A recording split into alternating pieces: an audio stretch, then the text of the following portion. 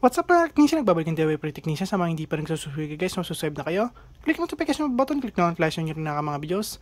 So yun guys, mag-tear down tayo ng GLINet Flint 3 BE9300 na 3-band Wi-Fi 7 router. So and guys, yung model number niya, or ito yun guys, GL BE9300.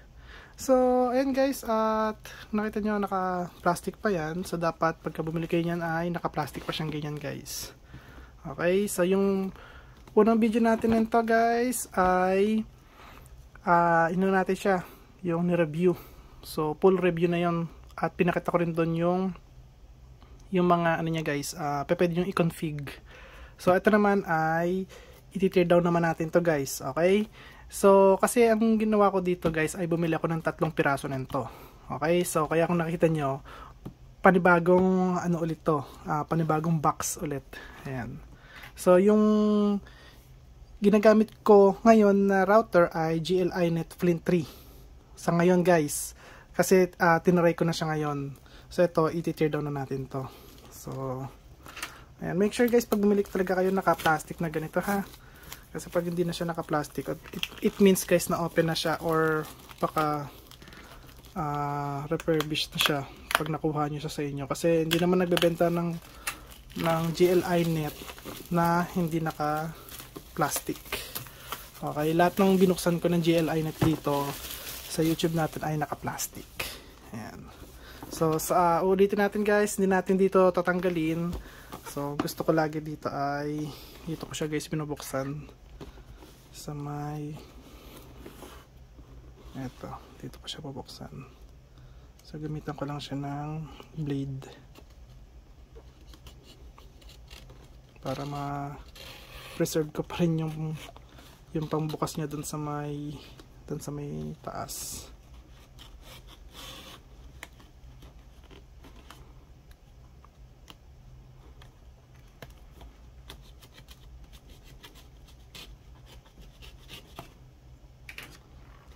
So, ayan siya guys. At ihilahin lang natin to kasi alam na natin kung paano siya kunin. Kasi nung una guys, nahirapan tayo na tanggalin siya. Ay, ito rin pala. Mahirap din pala tanggalin to.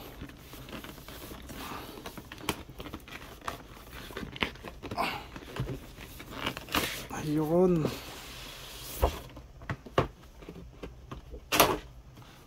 So, ayan guys, pag bumili kayo ng bago nito, kailangan ganito yung tsura niya ha. So, dito nyo siya bubuksan. Ayun. So, ayan, nagbukas na naman tayo ng bago. So, ayan yung manual niya guys. Siyempre, ayan ulit yung adapter niya. Grabe, bagong bago. So, alam na natin kung saan ito ilalagay. So, dito lang yan. Sa mga hindi pa nakakaalam guys, ito yung itsura ng power supply niya. So, yung input niya ay 100 up to 240 volts AC. So, 12 volts 4 amps po siya. 48 watts lahat-lahat. Total wattage. So, yan. May kasama siyang RJ45. At ito na yung Flint 3 guys. Talagang napakabigat niya.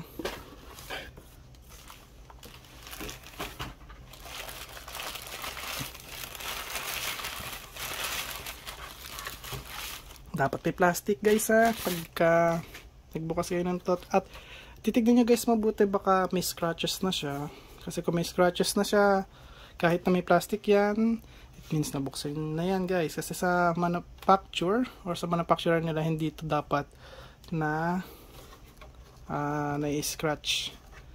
So ayan, tataas lang itong mga antena. Ayan. Sa mga hindi nakakalam dyan, yung ito po guys, merong 3 bandwidth. Okay? Or may 3 band pala, sorry. 3 signal kung ano na natin. So, meron siyang 2.4, meron siyang 5, at meron siyang 6. Yung 6G po ay totoo po yun guys. Tunay na tunay po yun. Okay, papakita ko sa inyo. Wait lang. So, anin ko tong computer ko para makita nyo na tunay talaga na may ano ang GLINet 6. Ito. So, pakita ko sa inyo guys. So, ito siya guys, kung nakita nyo. So, ito yung SSID namin guys ha. Nilagay ko 6G kasi may 6G talaga siya. So, naka-BE siya protocol or Wi-Fi 7. Okay. Tapos, tignan nyo rito, nasa na yan. Ito guys. Network band channel. Naka 6G. Okay. So, ayan. At least alam nyo lang.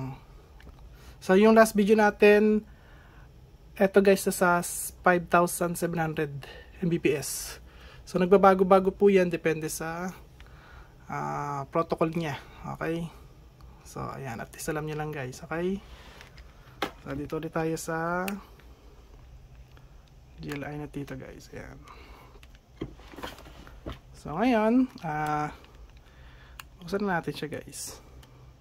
So, ngayon ko pa lang ito makikita. Or ngayon pa lang guys mabuksan pala. So, baba ko muna itong mga to.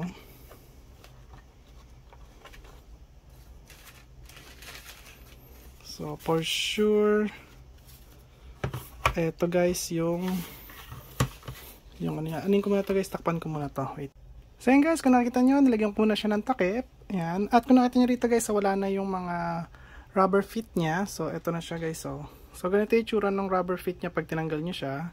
Kasi nandito yung mga tornilyo. Ito yung tornilyo guys. 4 lang naman yung tornilyo niyan eh. 1, 2, 3, 4. Tapos, kailangan nyo ng prying tool. So, ito yun. So, ito yung gagamitin nyo instead na ito, wag-wag. Okay, ito yung pinagagamit dito. So ngayon, kailangan yung gumamit ng pick.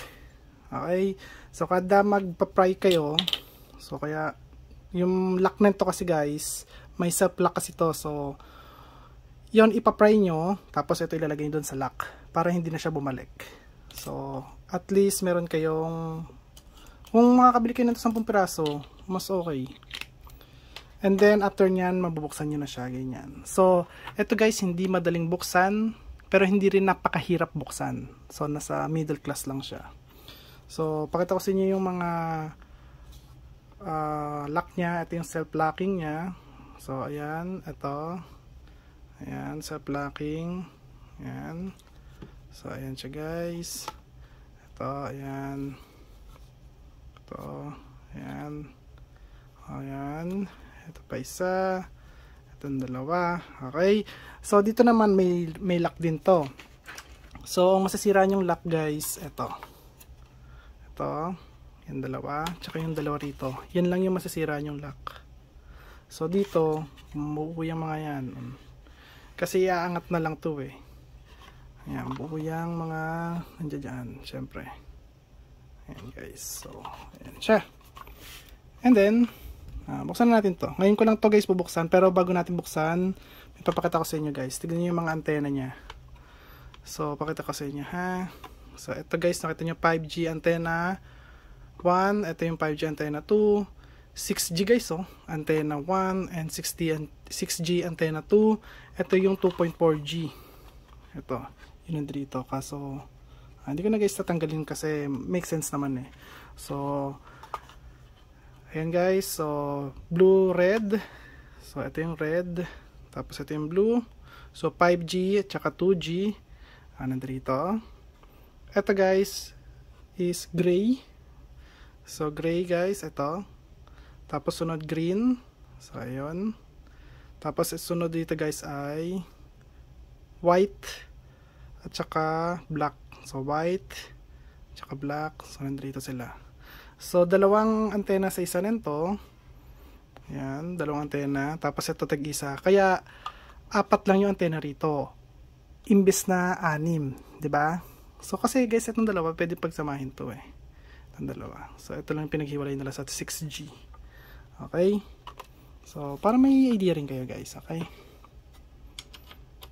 So, buksan natin to rito. Ayan.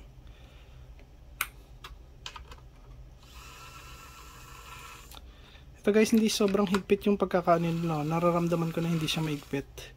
So for sure, ito guys ay kailangan kong gamitan ng torque screw mamaya. Ito matigas. Pero hindi tong mga metal screw. Ay no, hindi siya guys sobrang ano, higpit. So ito yung pinakamatigas. Ayan, so angat lang natin to. Sana maangat na maayos guys. Pero dahan-dahan pag nag-aangat, ayan o. Kasi ito yung pinaka heatsink nya. Okay, ang heatsink, grabe yung kapal. Kapal ng pinaka heatsink nya. At ayan na siya guys. So ayan ang itsura nya.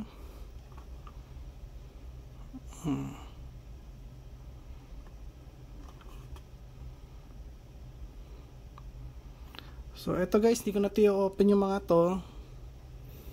So makita nyo may mga back converter siya guys.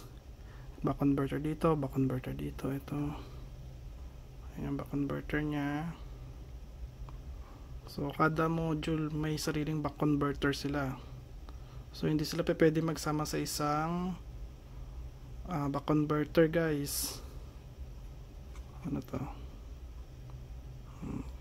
Transistor, back converter ulit, another back converter.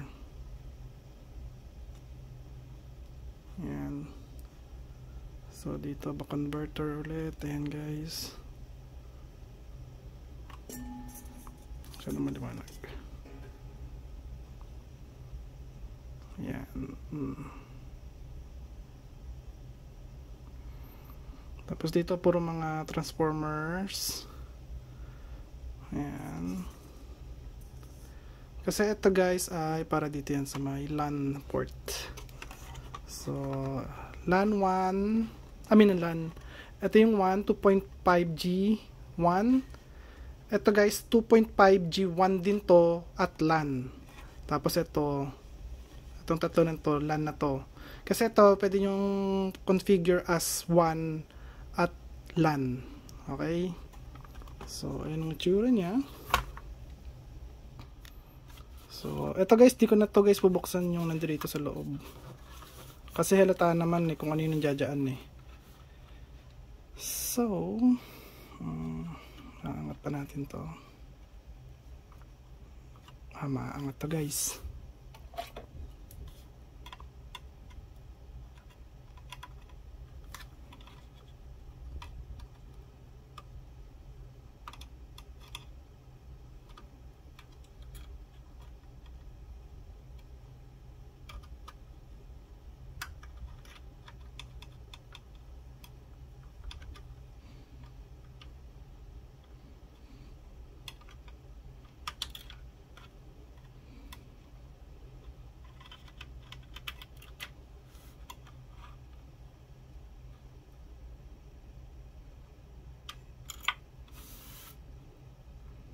Ito guys, mabubuksan pala natin to. Kasi kailangan natin tanggalin to. Ayan na, nakasulat talaga siya kanya is 2.4G guys. So ito, lagay ko muna to sa gilid. So pakita ko sa inyo guys to na 2.4G talaga to. Ayan o, 2.4G antenna 1 at saka 2. So for sure yung isa rito guys, tapos yung isa ay main. So ayan siya guys, 2.4G 2, 2.4G antenna 1 and antenna 2. Ayan guys. Okay. So, angat na natin to. Oops. Tanggalin muna natin itong mga to. Ito. Yes. Ayun o, bigat to. Ano kaya nandito sa kabila? Wait lang, parang may naano sa ano. Yun, wala pala. Guys, laki ng heatsink. Grabe, tanggalin natin to. So, ito ay case lang. So, ito na siya guys. So, ito yung itsura niya. Wow. That's like a massive heatsink. Look at this, ang router. Grabe. Grabe. Sariling cooling fan, no? So, sa loob ay naka-shield. Wala guys, naka-shield yung nasa loob niya. So, ayan siya. So, pwede siya program guys, oh. Ayan, ang itsura niya. Okay, ganda ng capacitor, 25 volts. Okay. Nice one, nice one. So, ayun lang guys. Ang ganda niya. Kasi hindi ko na siya guys mabubuksan. Feeling ko hindi ko siya mabubuksan. No, hindi ko kaya guys. Ayoko masira, sayang. So, pinakita ko lang sa inyo guys yung nasa loob niya. Ayan. So, pwede ko kasi ito iangat. Pero, ang tigas niya guys. Iangat. Tigas guys. Ang tigas, ayan o. Kasi, meron siyang ano rito, ayan o. Yung thermal pad. Kapal ng thermal pad niya, ayan o. Kapal, grabe.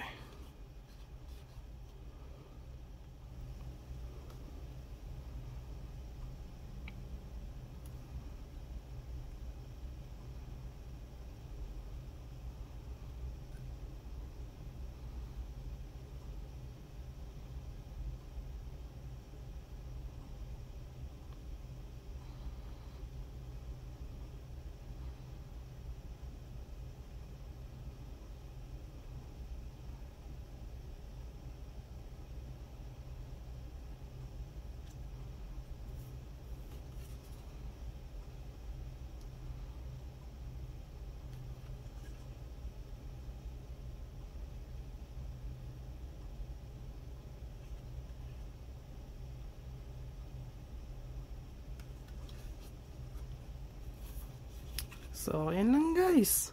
So, at least nakita niyo yung ano niya, yung loob. Ayan na guys, yung laman niya. Okay na. So, ayan lang guys. At kung nagustuhan niyo ang video ko, huwag kalimutan mag-like, share, subscribe. Click notification bell button. Click on guys. Bye. Peace.